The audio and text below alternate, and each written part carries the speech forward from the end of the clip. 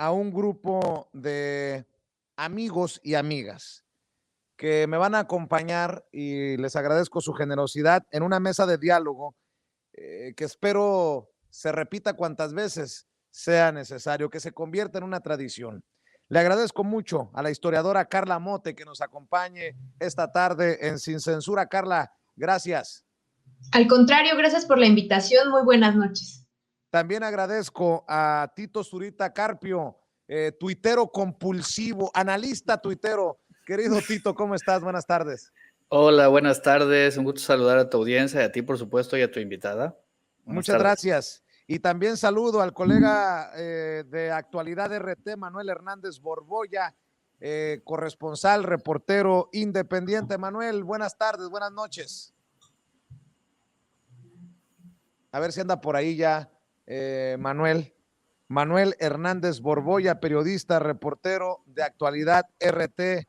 Mi querido Manuel, ¿ya andas por ahí? Hola, ¿qué tal? ¿Cómo están? Muy buenas noches a todos aquí en la mesa. Saludos. Oigan, pues a ver, tres haces para hablar de los temas más relevantes. ¿Cómo ven esto, Carla? Déjame iniciar contigo. ¿Cómo ves esta defensa que ya está haciendo Ciro Murayama de lo que ha denunciado incluso el presidente Andrés Manuel López Obrador, que es compra de votos a crédito? De voten por mí hoy y después les deposito en su tarjeta rosa.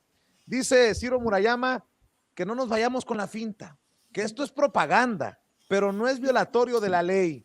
Increíble que un consejero del Instituto Nacional Electoral, de ese que se supone es el árbitro independiente, esté defendiendo a personajes que podrían terminar muy pronto en prisión.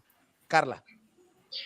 Pues a mí me parece una pena que estemos observando una tras otra diversas acciones del INE que tienen una injerencia en contra de, en este caso, Morena, y que minan la legitimidad y el prestigio, también la credibilidad que una institución tan importante debe de tener en nuestro país. Por ejemplo, recientemente todo esto se enmarca en diferentes cuestiones, por ejemplo, evidentemente la desproporcionada decisión que tomaron en los casos de las candidaturas de Guerrero y Michoacán, pero también precisamente en una conferencia justamente con Ciro Murayama platicando acerca del populismo, es decir, haciendo un acto tal cual de proselitismo. Y bueno, en este caso, pues estas tarjetas que nos recuerdan inmediatamente al caso Monex en las elecciones del 2012 en el Estado de México, y pues la compra de votos que ocurrió y que se puede decir como tal con este modelo de tarjetas rosas en el Estado de México. Es deplorable porque es una institución que su razón de existir y su legitimidad la debe tener justo en eso, en otorgar transparencia y legitimidad en el proceso electoral. El desaseo que hemos visto en esta elección por este tipo de decisiones, lo que hacen pues es cuestionar este resultado que vamos a observar, que por las evidentes y contundentes encuestas, pues se ve que va a arrasar nuevamente el proyecto de la Cuarta Transformación. Pero sí, me parece, para empezar con esta cuestión, pues muy deplorable por la propia calidad de la democracia, y ya platicaremos más adelante pues de este tema también, de la injerencia de organizaciones tanto dentro del país como fuera, en este caso Estados Unidos, con pues este llamado a la Organización de Estados Americanos y con la intervención incluso de USAID. Tito, sería el colmo que el presidente Andrés Manuel López Obrador diera a conocer el caso de las tarjetas rosas en Nuevo León, tomando como referencia un tuit de Jorge Armando Rocha, miembro de esta familia Sin Censura, y que no pasara nada, mientras el PRD prepara denuncia contra Andrés Manuel López Obrador por intromisión en las elecciones. Los patos tirándole a las escopetas. Ya me ando, pero sí, retorciendo del coraje, Tito. No es el único, además, porque ya parece que todos están buscando o armando estas denuncias de de supuestas tarjetas, porque por ahí ya salió una que habían denunciado de un candidato alcalde de alcaldía en la Ciudad de México, que parece que es falsa, o sea, no existe tal promesa, pero ya ahorita ya se volvió esa, ¿no? Todos están saliendo a demandarse porque alguien les prometió dinero, o sea, pero y además ya casi como en la mesa, en la ventanilla que ya tiene Acción Nacional ahí en la Fiscalía para que ellos presenten sus denuncias, ¿no? Que ya ves que van cada 2 días a presentar una.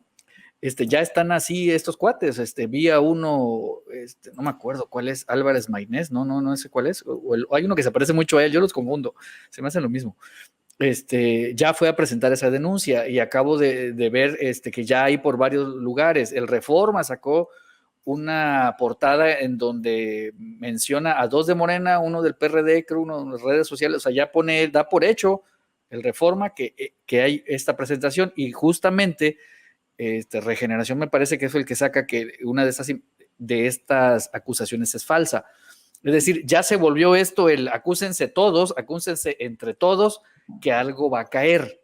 Parece que esa es la tendencia. Claro, en algunos casos sí hay pruebas, pero pues también las pruebas no sirven de mucho, porque si ya tenemos un árbitro electoral que está diciendo que no hay culpa, mientras, según esto es que en el artículo 7 dice que quien solicite por votos o promesa de votos o los votos, perdón, con dinero o por promesa de dinero. Y si Ciro Murayama dice que pues las tarjetas no tienen dinero, pero eso es una promesa de dinero. ¿O de qué estamos hablando? O sea, a mí sí me genera mucha confusión que un consejero electoral ya esté juzgando desde su casa, desde su computadora, antes de que haya siquiera una sesión y antes incluso de haber revisado las pruebas, ¿no? Y no Entonces es ya poca estamos cosa. hablando de una tendencia, como bien nos dice aquí Carla. Ya hay un dictamen por parte de este cuate sin siquiera haber leído todas las denuncias, porque están cayendo todas estas denuncias en estos momentos. Y no es poca cosa, Manuel, porque el presidente Andrés Manuel López Obrador hoy en la mañanera dijo que Lorenzo Córdoba no es un demócrata y que no puede hacerse de la vista gorda ante las tarjetas rosas.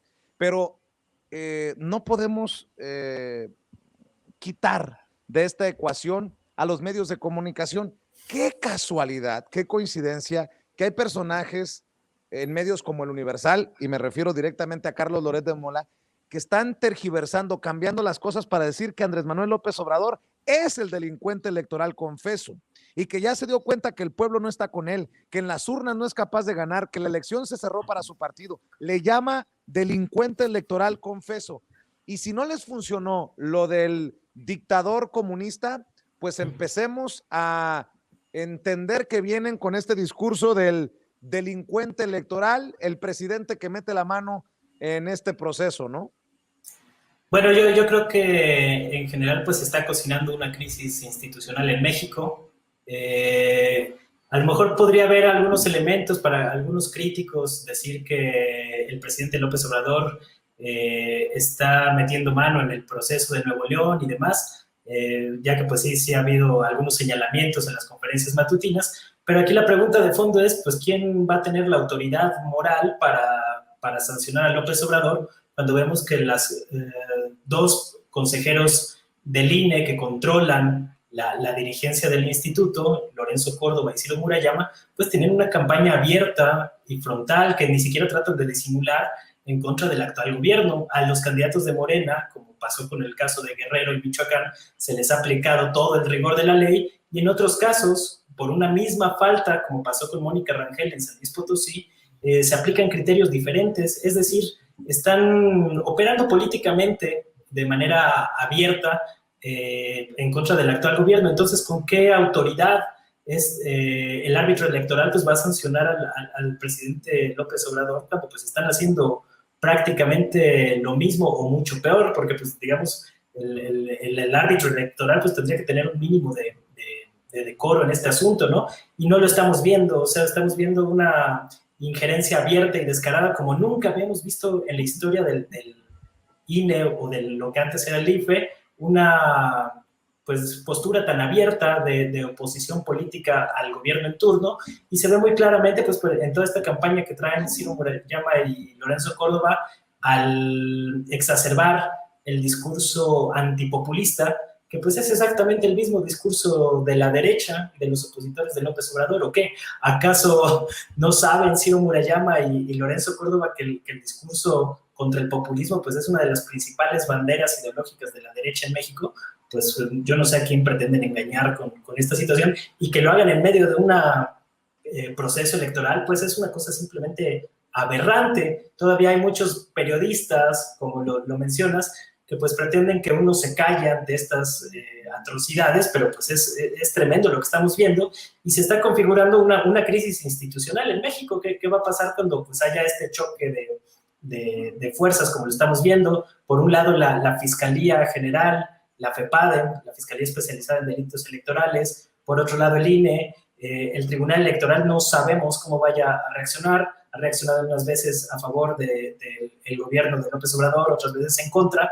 Entonces, pues es un panorama bastante incierto, y yo creo que se está gestando, es la crónica de una crisis anunciada.